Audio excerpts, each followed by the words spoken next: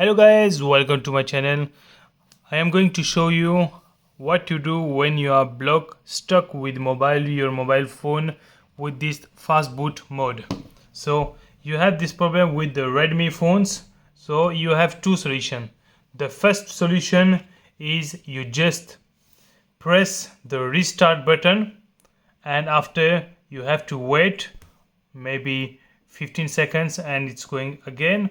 Or the second option, you have to press the volume up down together and the start button, and after you will see it will restart after 10 seconds or after maybe 30 seconds.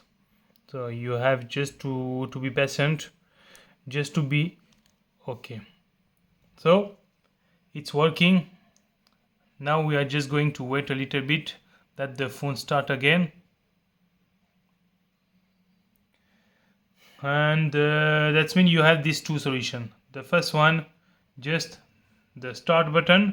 The second one, press with your two fingers together and the third finger here together, and after it's starting again and your problem is resolved. So you can see I have now my phone is working again.